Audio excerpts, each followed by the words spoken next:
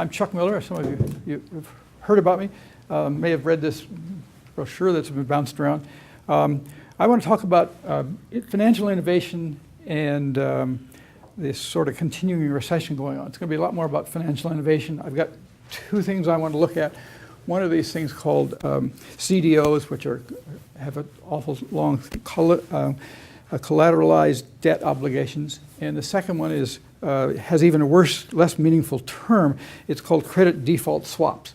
And so what I want to do is approach the subject in a way that at least most of the folks in the press don't talk about it very much. And I'll end up with a little bit of suggestion of where things are going to happen.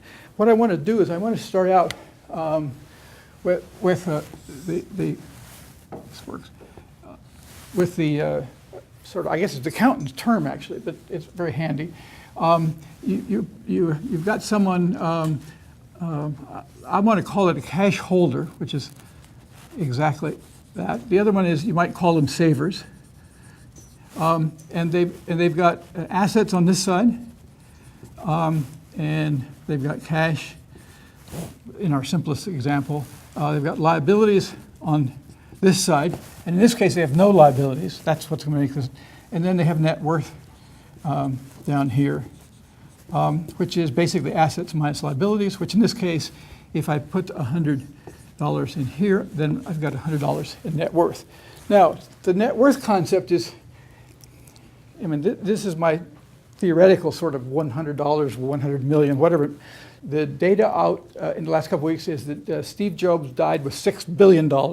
And this morning's paper says that Bezos has a 19.2 or something like that. So these numbers are big. What I'm really after is I want somebody with no liabilities who have cash. And then the question is, what do they want to do with it? If inflation is over 3%, which it appears to be right now, if inflation is over 3%, if they do nothing, at the end of the year, this is going to become roughly equal to $97. They'll be able to buy less at the end of the year than they started out with. So one of the things that cash holders do, or most of us, one way or the other, is they basically put some of their money in a bank in some kind of deposits. And in the simplest sort of frame for the banks basically make some loans over here, do a bunch of other stuff. And there's sort of three other groups out here. One are businesses, which basically get loans one way or the other from banks. They're individuals, and I'll come back and talk about them later. And then, as always, there's the government down here. Now, what I'm after is this concept of a CDO. And the idea got started about 20-some years ago. And the idea was to take a whole host of loans, a whole bunch of them, and basically put them in a stack, if you will, and rate them so that the top, you have a rating agency in here with you. This is like Standard & Poor's or Moody's or Fitch. At least under Clinton, that was all that were allowed in this particular field. And basically, they rated this top 70% of this pile of loans. They rated them as AAA, the highest grade you can get. So now, there are two other sets of these loans. There's a group down here at 20%, and then there's a group down here at 10%. The 70% on the top are basically high-quality loans, or at least that's what the rating of AAA is. And basically, that also means that they have the lowest rate. So your choice here is if you want high quality, you're going to have a lower rate. As you get further down here, you get higher rates in here. And if you believe that this lower 10% has little chance of ever doing anything, they're called toxic. And the other piece is that any money that comes in for these loans, for instance, from business paying loans, the dollars all go in here first, and then there's kind of a waterfall. If there's anything left, it goes here, and if even more left, down to the bottom. So it's sort of this simple sort of approach. Now these are called collateralized debt or debit obligations. And there's several reasons for this, but basically the company has, at least has some plant and equipment to over here, which is the collateral against this loan that it makes to the bank. And so there is collateral behind it. They are debts, basically, of the business. And in the most general sense, they're obligations. And so they then go on the market as Cdos. And you might ask, basically, why this cash holder over here, why they basically want to buy these. Well, they can buy Cdos basically because it has a positive interest rate on it of some kind, and it's basically safe. It's rated at triple A. So what we've got is a way of going from businesses to banks so it's going to be this piece here that goes up here. Now, the Cdos look very good, but my piece in this is that very first step I made, which is to look at people who have cash in here and basically ask what drives this system. And the argument I want to make is that the crucial piece here is cash over here, which comes in from lots of different sources, but that drives the system, and then it basically pays the banks to get rid of their loans. In other words, this is a loan they make and they then send it out, pile it in here, make this new CDO, and send it. So the driver in here is cash. These folks, if you will, these folks have got plant and equipment up here. The best example of borrowing money on your plant and equipment is Ford. They went out and basically borrowed billions 4 or 5 years ago on it. So there, presumably, in the long, there's some rate of return over here, or at least some expectation. Some expectation, basically, that they'll pay the loan, and that the money that they pay then flows, probably not even through this bank, but maybe another organization, but it flows into this, and eventually it gets over here to the cash holder. And the cash holder looks at two things. They look, one, at dividends, that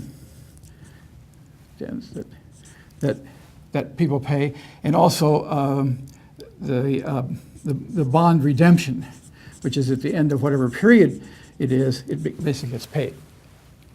So this is sort of the structure, and this is I may add a couple more T counts, put more actors in here, but what I'm after here is an issue of basically what could go wrong. But again, I want to go back and look at where it starts and where the trouble is. And the trouble is precisely what I just put up here, that all of a sudden our person, the easiest person to ever think about is this guy from the Disney, Scrooge McDuck, the grandfather who swims in his money, you know. So anyway, these people finally, for whatever reason, they start to find out that, lo and behold, dividends don't show up. And you get to the end of the period, and nobody's redeeming the bond. So what happens is these folks then become the ones who say, you know, it's the old, where's my money? And so they can basically begin to push all the way through this system. Basically, it's going to come back just the way these graphs or lines are, and push back up through, maybe the bank, maybe not, but definitely back over here. So what's happened is that these CDOs are a new innovation, and they start to go wrong. Now, there are lots of different ways they can go wrong. It's almost like any loan.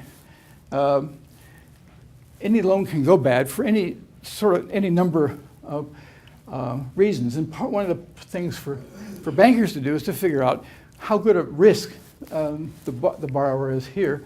A friend reminds me that at the lowest part for Ford Motor Company, their stock was worth $1. It's now up to $15, or last I heard 14 or 15. But in any case, all kinds of people can have all kinds of troubles. But these folks want their cash. So they start basically pushing. And the first group that they really run into are these group of rating agencies. Now, the rating agencies have made a lot of money, not a hell of a lot of friends, but they made a lot of enemies in here. Because what happened was, when this guy says, wait a minute, you sold me, somebody sold him these CDOs up here with AAA ratings, and now they're not coming through. They're basically beginning to fail in one way or other. So what happens with a rating agency is the rating agencies basically come along and do a second look. They come along and they start reducing things to AA or A, and then there's minus B, you get into Bs. They're basically reducing this stuff and saying it's not as good as it was supposed to be. Now there's a question of what the rating agencies would do. What you need to know is the rating agencies were getting paid by the banks or whoever's putting stuff together.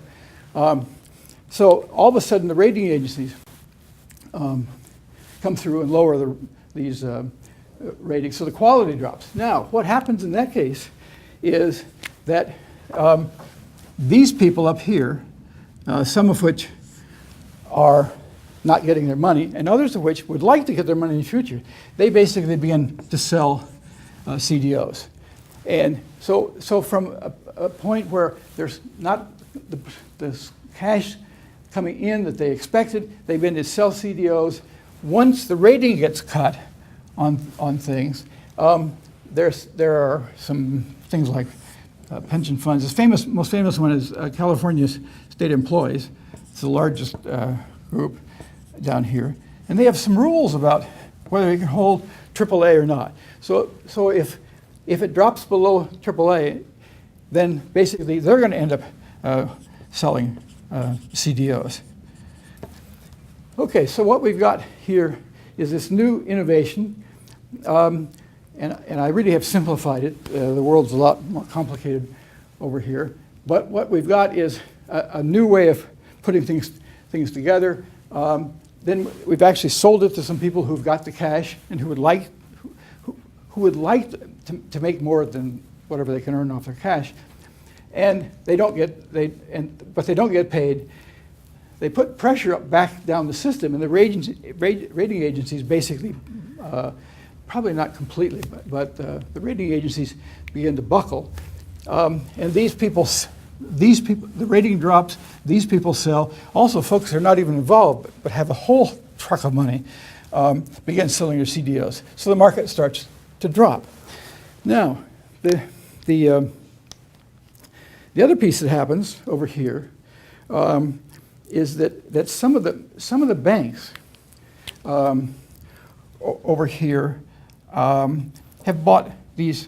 They've got put them in their portfolio. So they've got toxic in their portfolio, and it pays a high rate. We used to call it junk bonds. Now, I mean, that sort of thing. So what happens is the bank is sitting here with all these toxic loans, and stuff starts to go down the drain. And the problem with a bank is if they can't sell the toxic stuff. In fact, it wasn't even clear they could sell any of it, any of the different levels. But if they can't sell the things, basically there's an issue Mark Brunke likes. It's called mark to market. Presumably your accountants are going to come in and say, what we need to know is not so much whether the bank will survive or not. We need to know what the value of these things are today. In other words, using market rates. And if they drop, then you've got to reduce them. Banks like them only when it goes up. So if the market starts to basically, if an asset basically goes up, the banks love to report that as increased in earnings. They hate basically to report losses in here. There's a big issue between the accountants, basically, and the bank managers. You get bank things like Lehman Brothers, who all of a sudden find that in order to keep their income reports high, have high ratings, have just held on to a whole bunch of junk. And that turns out that letting Lehman Brothers basically fail was sort of really a test of too big to fail. And what happened was various people got bailed out, but not Lehman Brothers. And that was because it was just too big of a mess. Now for the rest of our lives, they'll be arguing about whether it was the right thing or not to do, but from what I can understand, it was Bush and his Treasury Secretary, along with Obama, basically said, okay, we bailed out various kinds of people, we're not going to bail them. And then Lehman Brothers goes down. And what that does is basically make everybody scared of everything. The best example of what happens once these things are worthless and the value of the capital, if you will, basically in a bank basically drops down. It is that Krugman used to say that if are like cows. And if you have cows in the field and a hole opens up in the, come on in, if a hole opens up in the fence, all the cows will go through the hole in the fence, just because it's there. Not, who knows whether it's grass is green on the other side or not. And so the same thing with investors. If there's any doubt, or if there's a hell of a big doubt, then everybody just stops. The system basically freezes because nobody trusts anybody, and anybody who has money doesn't want to buy anything because they can't trust whoever's like to sell them. The real thing is that a friend of mine wrote a book about rating agencies 50 years ago, and he didn't like them then, and I doubt if he likes them now. But these folks are paid by the bank over here, and they made a lot of money. I mean, they're publicly traded companies. And they're basically used as, I don't know the right word, like advertising for whoever's out here selling these Cdos to people with cash. I haven't paid much attention. There are lots of books out about these people working on the rating agencies, and then the banks basically hiring people to sell this stuff. And we'll come back to another side of the story as well. So the profit motives are pretty high for the rating agencies, and they're large bureaucracies. It's not clear whether it's like Enron, where everybody said, oh good, we can buy and sell electricity in Portland and take the little old lady in Portland money for it. But there are various books. This one called, Gretchen Morgenson has one called Reckless Endangerment. And there are all kinds of folks out basically doing questionable sorts of things. And if you have time, now you may have enough of this after an hour, but there's a new movie out called Margin Call. Brand spanking new director. It's out in the New York Times. It says number crunching at the apocalypse. And so these are basically trying to get actors to make you believe what's happening to the poor people who work who work at Lehman Brothers. So there's sort of there are all kinds of stories. Way over here, I don't even know how to show it. Where do I want to put this? I'll put it over here. This whole Occupy Wall Street, all over the country, all over the world, and they're unhappy. Nobody in this sort of middle thing has gone to jail yet.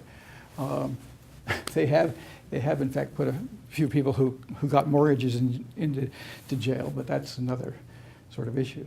So it's a rating agencies that's getting a lot of pressure from the banks.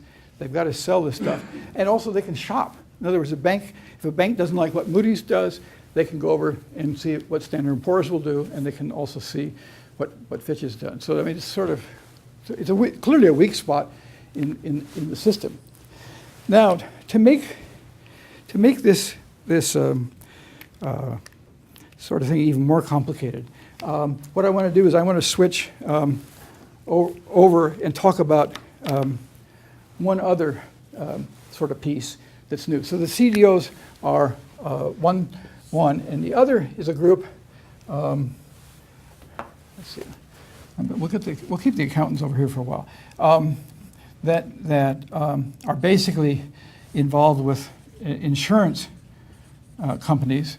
You may have heard of AIG, which got some bailout like $70, $80 billion. But they're insurance companies.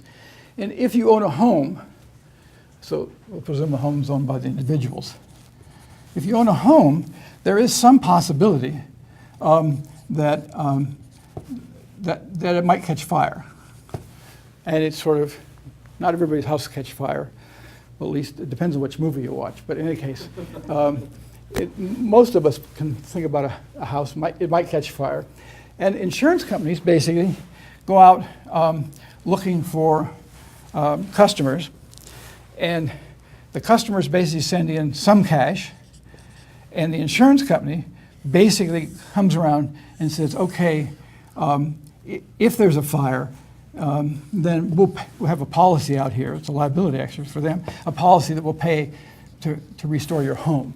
Now we all know that policies are narrowly written, and most people don't look at them very closely. The best one I read about yesterday was a woman in not Key West, but the next little island over in Florida, who had wind insurance company with insurance in case of wind damage, and insurance from another company in terms of water damage, and both of them after it's not Katrina, but it's another one. After one of the big hurricanes, both of them refused to pay because, we're only handling wind, it's water. We only handle the water, it's a wind issue. And so this took 5 years to get resolved.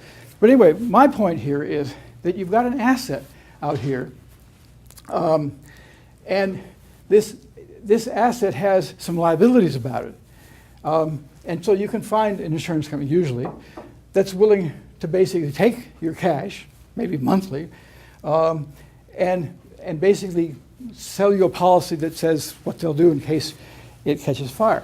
Now, what you have to see is that we can do that with any asset. You could, presumably Ford Motor Company has some kind of fire insurance on their plants, at least the ones they've left standing out here. And all kinds of these assets in here, these Cdos, they're probably people who are willing to bet the U.S. government goes out of business. So maybe you can get insurance on the cash, but I don't want to push that one. So anyway, there are all kinds, and they're bonds that come out of businesses as well, and they all can be insured. Well, in the amount of insurance in all these assets, and let's see.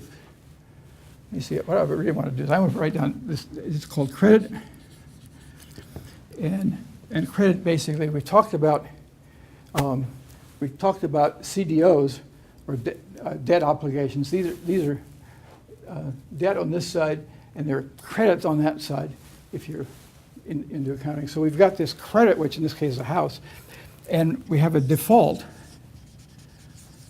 And that's where my example of a home drops off, because what you really can expect is possibly a default on CDOs, or if you're in the bond market, your bonds can default. So there is a great possibility.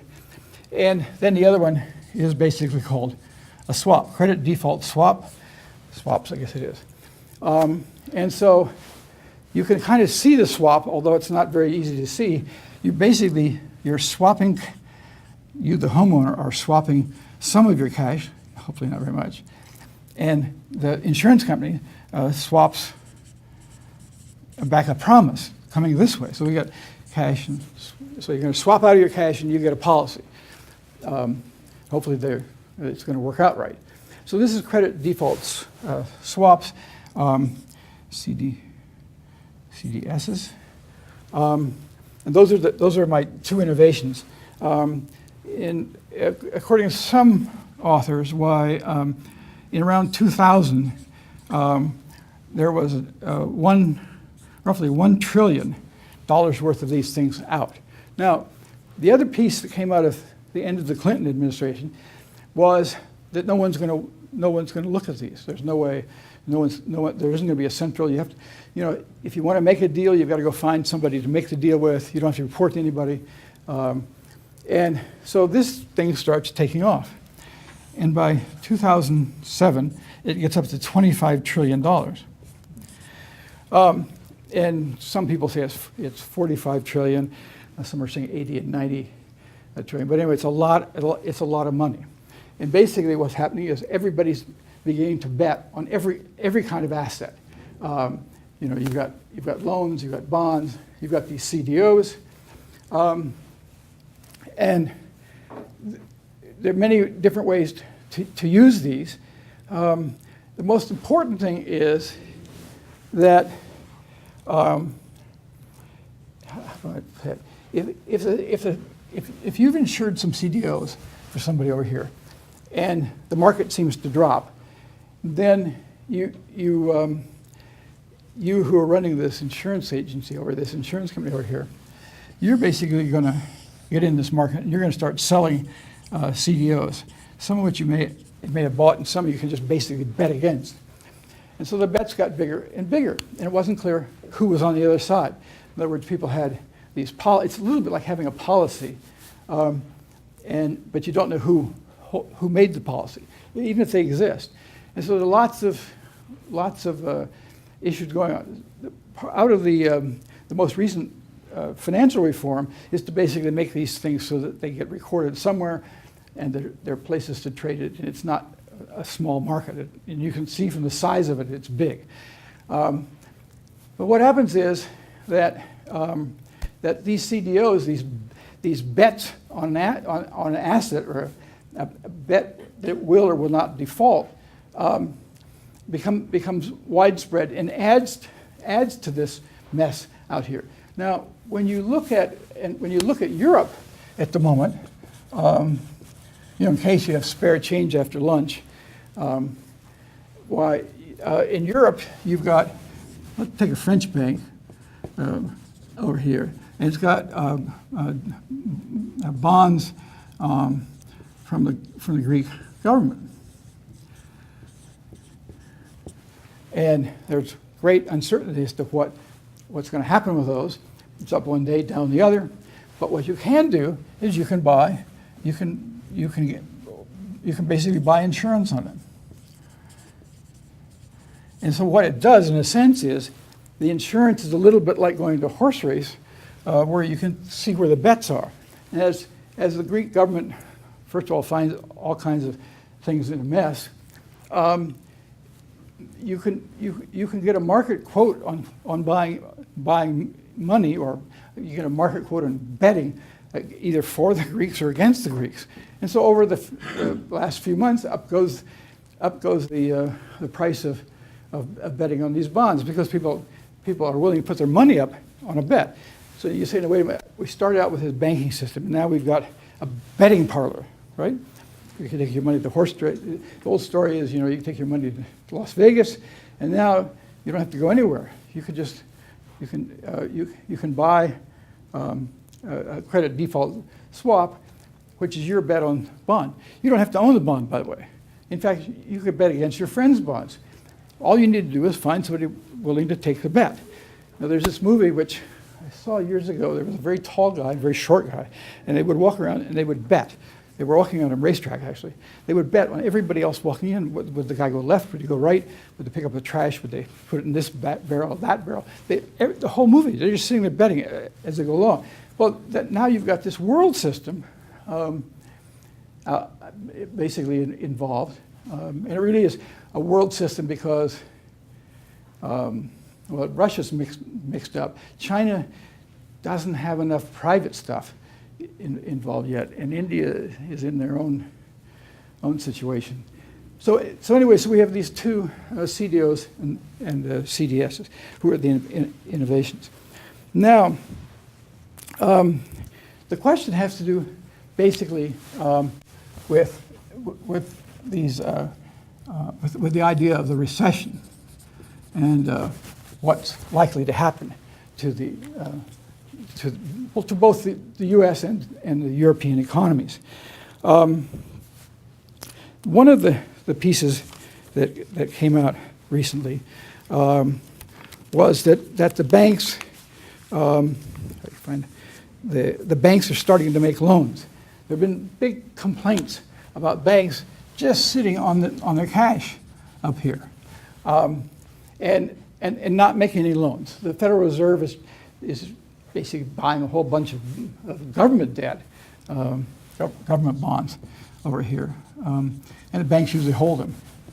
So the Fed basically is buying the bonds, raising the rate, cutting interest rates, and so they get rid of the bonds and they buy more cash. The idea was if you had more cash, you'd make more loans. So up until recently, it looked like the banks basically were going to sit on their hands. As you may have paid attention, the stock market for banks basically has dropped down. The stock price. The banks. Last week was J.P. Morgan, and this article out of the Times said that basically that they're talking about. Where do we have it? It says, yes, Morgan Stanley by any measure is a safe and solid investment bank, except for one. The amount of trust people have in the whole financial and political system is just about zero. So basically, if you think J.P. Morgan's going to have trouble, then you sell your stock, and the thing drops. It's been dropping for 2 or 3 weeks. And so that's one possibility, and that's the big worry about these big banks.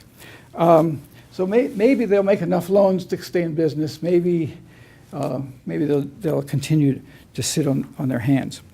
2 conclusions I want to bring up, and one is over here. They're basically 2 conclusions.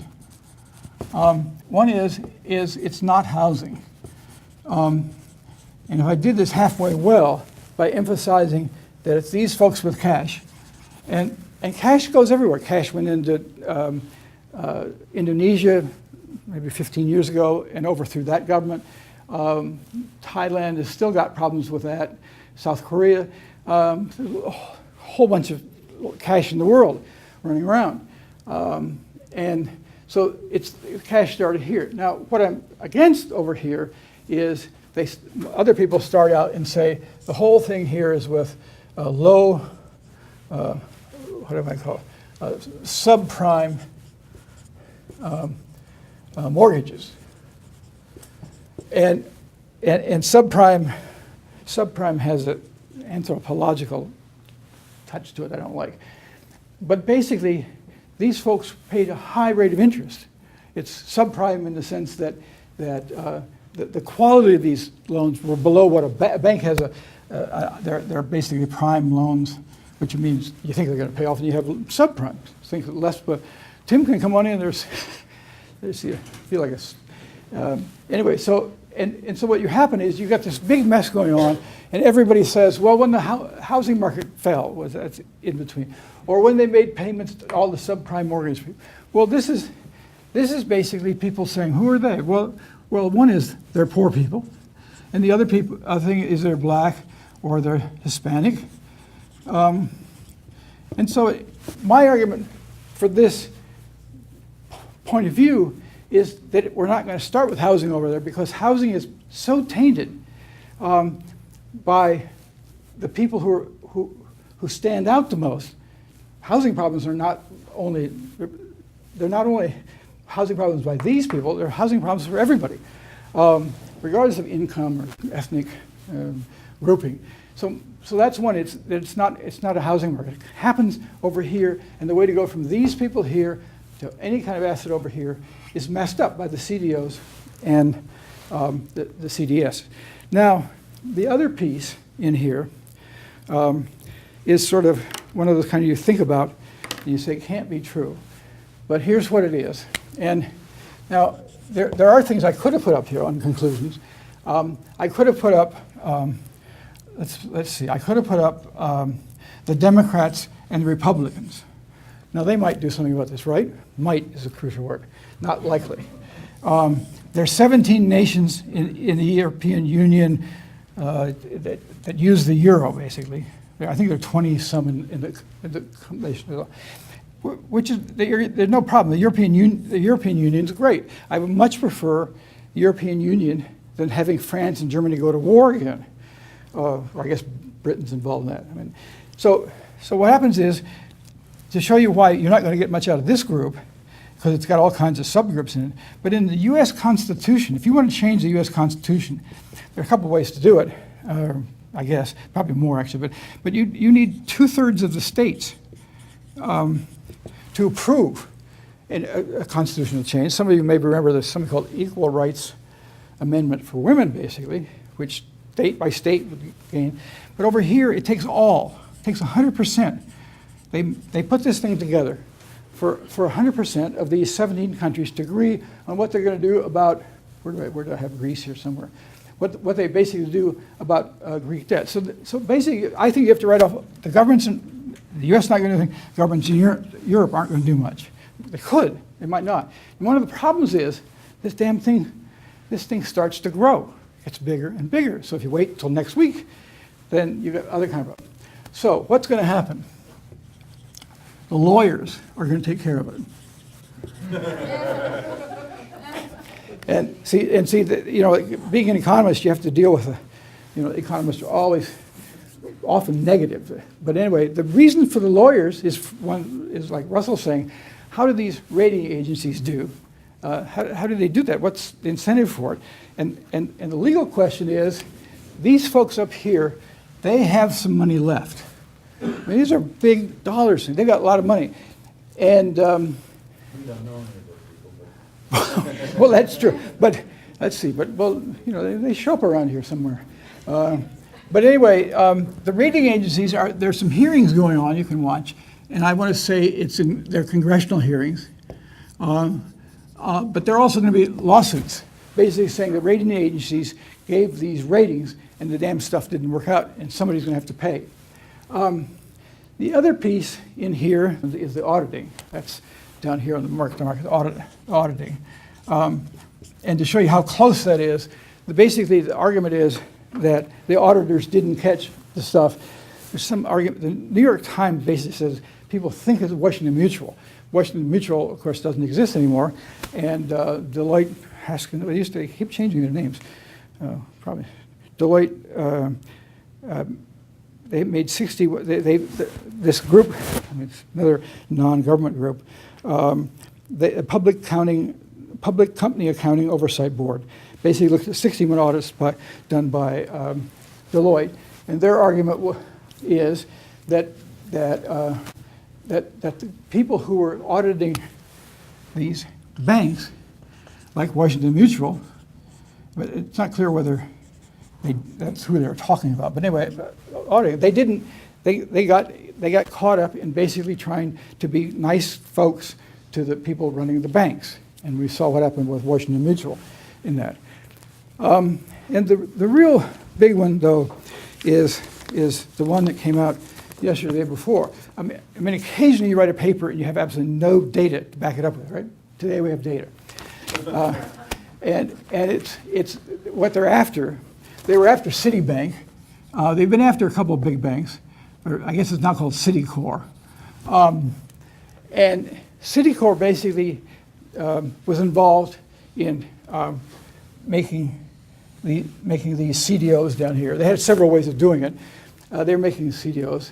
And then they would take their salespeople out and sell them to these folks over here. But, it's like the way I've got this sheet up. There's banks.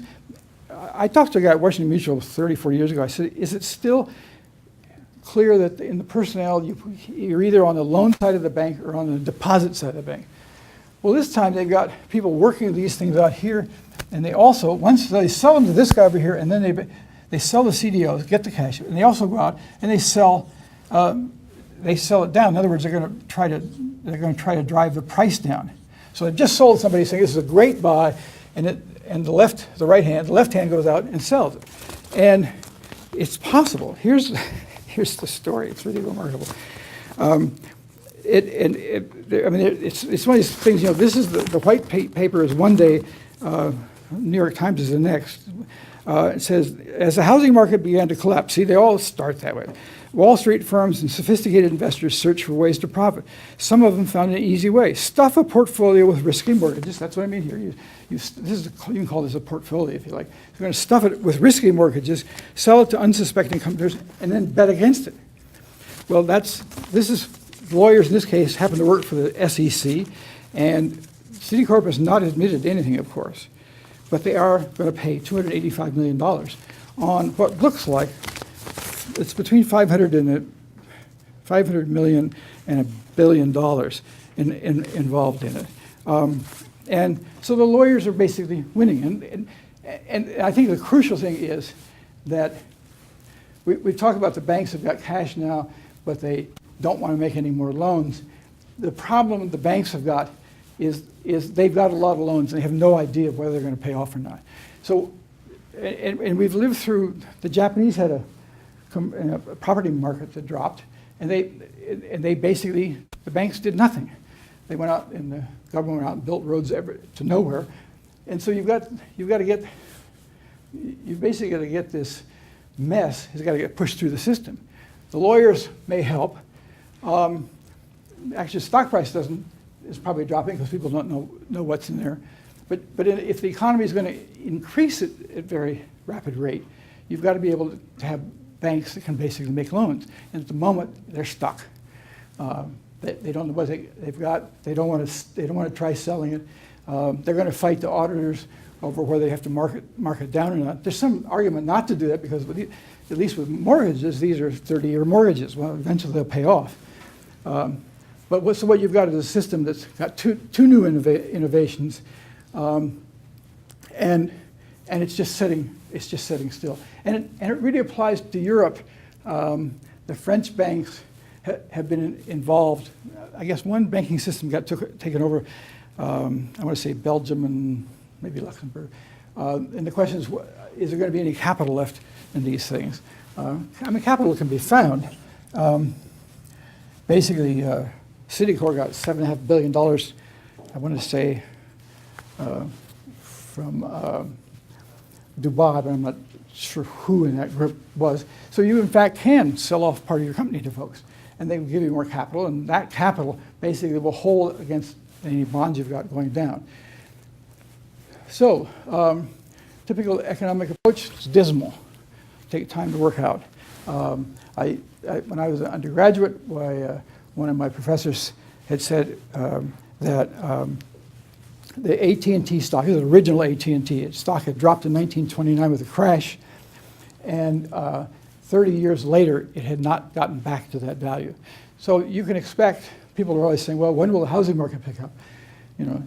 It could be a long time, a long wait. There is a book, it's called Since Yesterday by Frederick Allen, and it basically talks about what things are like. And this is Joe Nacera from the New York Times, is basically reviewing it, and he says it looks a lot like now. It's sort of, so his idea, he's a pretty good writer, was to basically say, what was life like from 1929 on through? And so it took the stock market in 1929 drops. The unemployment rate doesn't go down until 1939 or 40 when the war comes. The newspapers say that NATO is ending the war in Libya today. So maybe the economy will come up, but I wouldn't bet on it. And then the other one is, sometimes there's justice. So this last little article out of yesterday says, volatility in markets hurts profit at BlackRock. BlackRock's a group, I think they lost, their stock dropped 4% yesterday. Their third quarter profit dropped 3%. But the crucial thing is that BlackRock's run by a guy named Larry Fink. And he's been successful 9 or 10 quarters. Most of the problems that were solved with collateralized mortgage obligations, in other words, initially it started with mortgages up here, were solved by the collateralized mortgage obligations, CMO. There are all kinds of the CLOs, CMOs, CDOs, invented in 1983 by Larry Fink and a First Boston team, a consulting group, on behalf of Freddie Mac, mortgages. So Larry thought up this whole scheme, and now we're almost, 30 years from that. And he's losing a little bit of money, but he's made a bundle on the way along. He got one of the early CDO things fell apart, and he came in to run it. But in any case, it's going to take some time. But they're new. These are new. There's new pieces. And as my students in the finance class say, some of this stuff is not easy to see, but when you read the newspaper, some of these words will keep popping up. Thank you all for coming.